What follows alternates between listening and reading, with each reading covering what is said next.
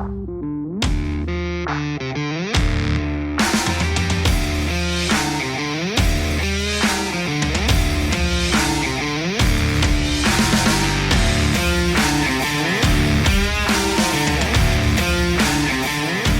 guys, it's Junior. Welcome back to my channel, The Horsepower Warehouse. Today I wanted to talk with you guys about some of our C2 restorations, but mainly paint. What you're looking at here is a 64 that is absolutely fresh out of the booth. We just literally unloaded it off of the tow truck. This is a 1964, obviously, but in Riverside red. Now, a quick note, if you want to make the Corvette guys go crazy, ask them the difference between the Roman red in the previous years and this Riverside red. And that gets them in quite the stir because it's arguably the same color. In fact, for several paint codes, it's an identical code.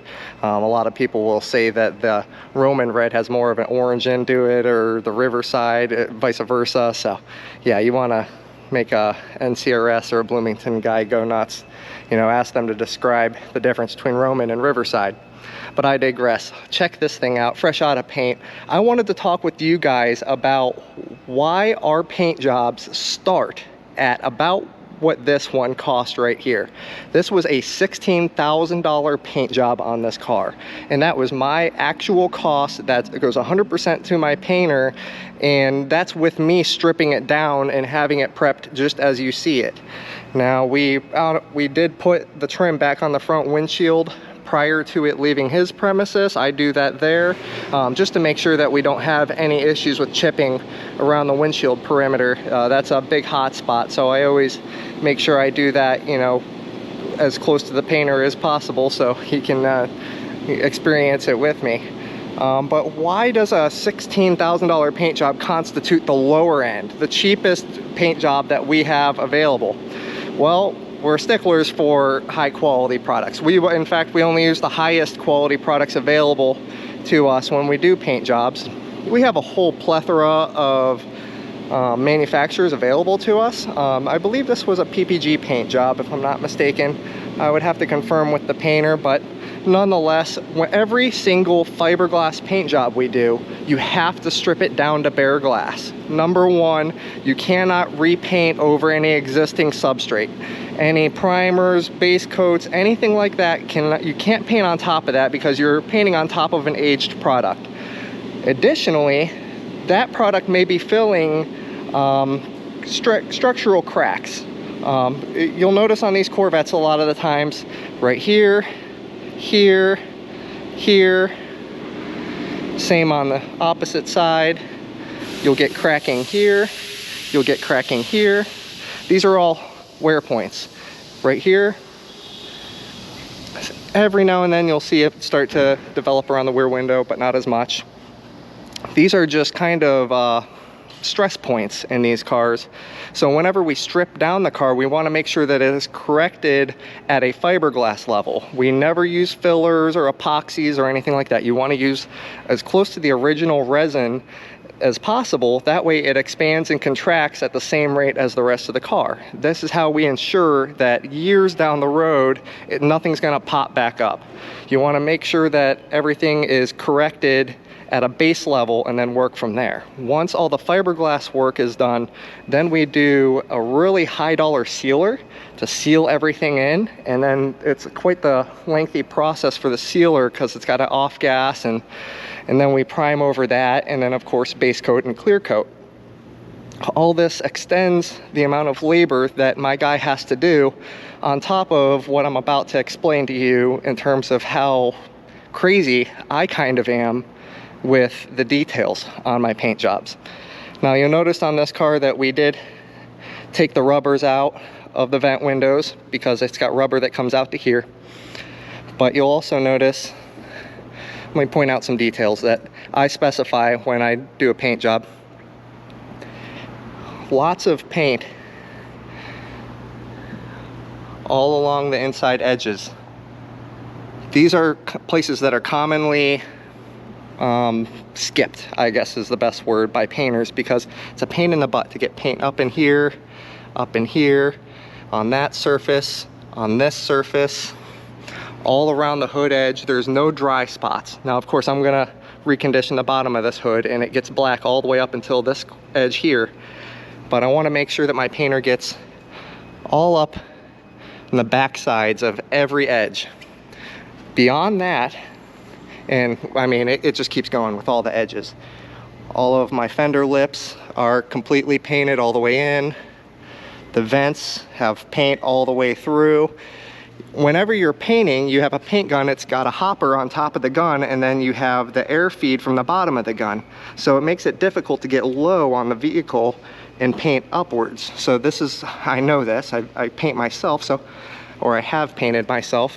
So I know what's difficult to achieve, and that's why we kind of hammer our paint guys and make sure that they get the bottoms of everything really good.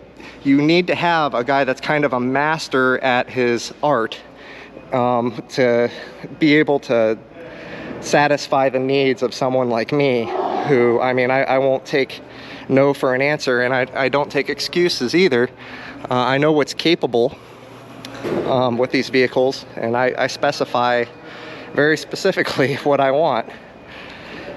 Additionally, with these fiberglass cars, people can go nuts with the dual action. You'd never want to DA a car or use air. Main reason is all the edges.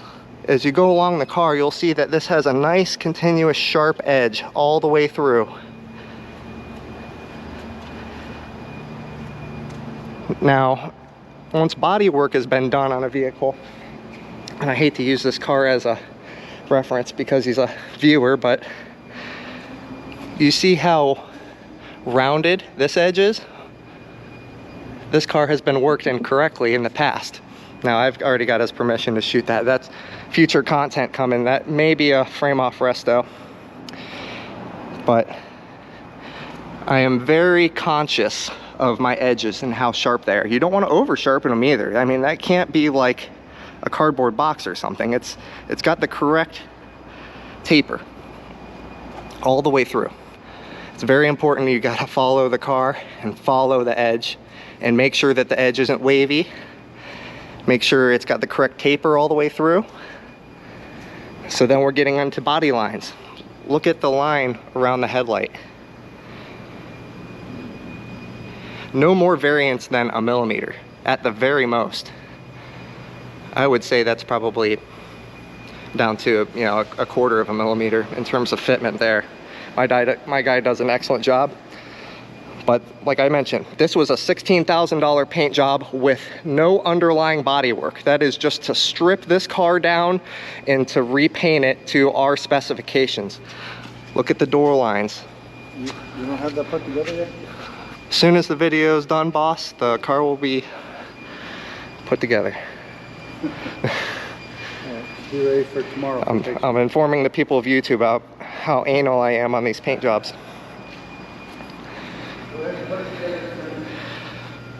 Yes, sir.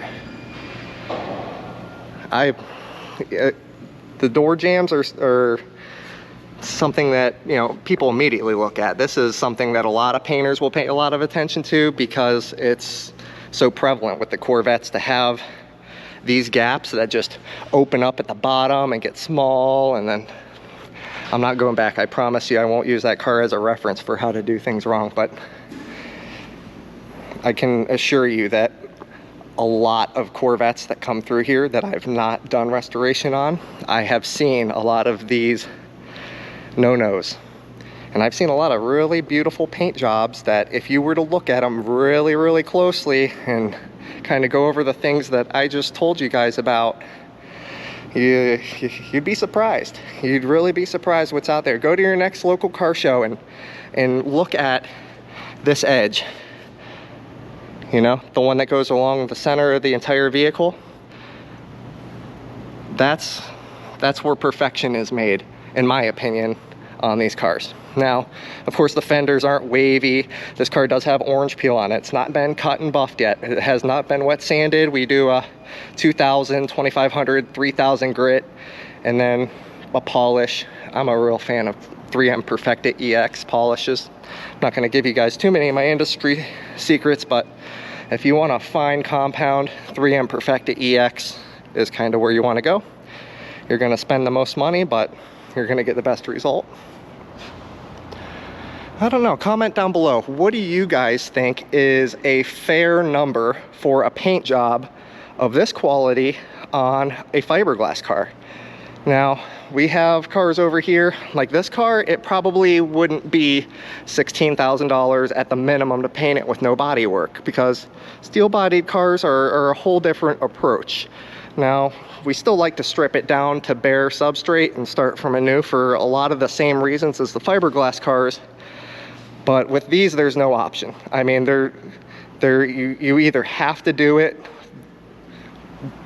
down to bare, or to us, in my opinion, it's not worth doing at all. Why invest your money in a paint job that's gonna potentially pop through in a few years? We like to do what I call, you know, lifetime restorations, which means it's going to last for as long as I can possibly make it last. That's why we are proponents of stainless and powder coating. By the way, I have a whole video on why I restore cars wrong. If you haven't seen it, I suggest, you know, kind of taking a little peek-see at that one. But I don't know, comment down below, guys. Do you think this is crazy? $16,000 for, on the low end, for a paint job on a C2? Honestly, you know, it is what it is to me. This is the cost of playing the game. This all goes to my painter, so with a lot of body work, I would say a paint job could go up to $35,000 on these cars. You know, if it's been hit on the corners and there needs to be several hundred hours of fiberglass work, I mean, 35 grand is not an unreasonable number at all. And if you want to go with a specialty paint job, a house of colors, or, you know, you go custom, you could easily spend 50 grand on a paint job on a custom car. But we don't do that here because this is not what we condone on the types of vehicles that we build. I'll build your dream car, I can do that. But the vast majority of my builds are NCRS or Bloomington type builds. We like to build them as they were made.